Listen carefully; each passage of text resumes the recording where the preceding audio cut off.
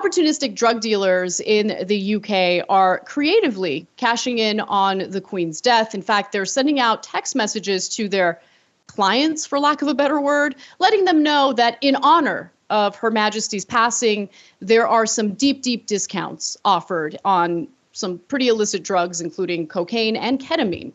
So we have a few examples for you. Let's take a look at one screenshot of one of these text messages. By the way, like, drug dealers are sending out text messages now, like, pretty brazen. One of them says, "Are you feeling upset or feeling down with the sad news about the Queen's death?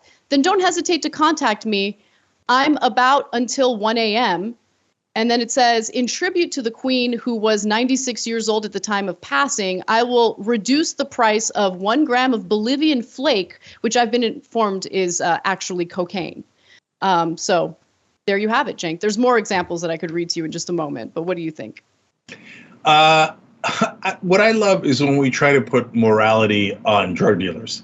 And then don't get me wrong, a lot of people do it for economic reasons. I'm not like one of those people who are like, oh my God, they're deeply immoral. Yeah, and some of them are, by the way. You sell fentanyl, that's going to get people killed.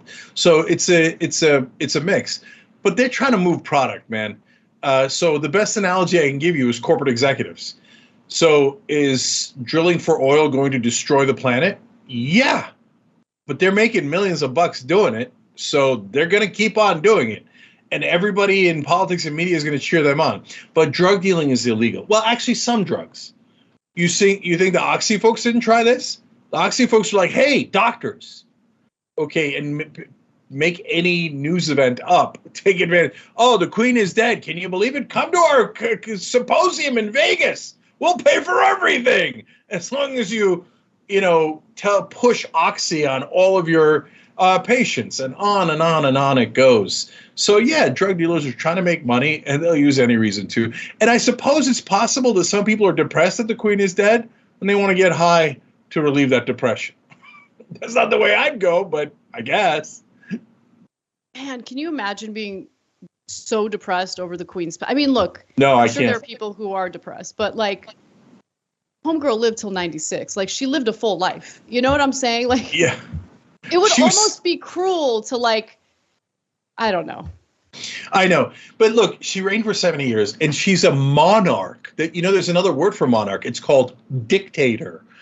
Okay, and they're like, oh, our beloved dictator. I mean, she was a figurative dictator these days, who, oppressed billions of people. The empire did, and Queen Elizabeth eventually let him go a little bit at a time. She had a small role to play with it. Oh, I'm so depressed. Why, by the way? You know why you're depressed?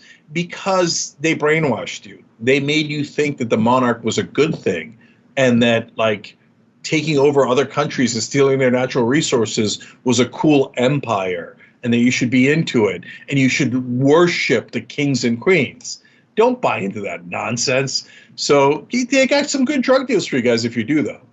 And look, to be fair, it's not just drug dealers that are looking to, utilize this event, what happened with the Queen as an opportunity to increase business.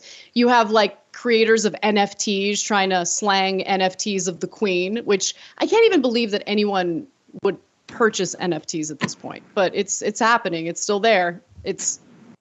There it is. There's an example. Oh, man, that thing is going to be worth cents soon. You got to jump on that, man. That thing could go up to 3 or 4 pennies.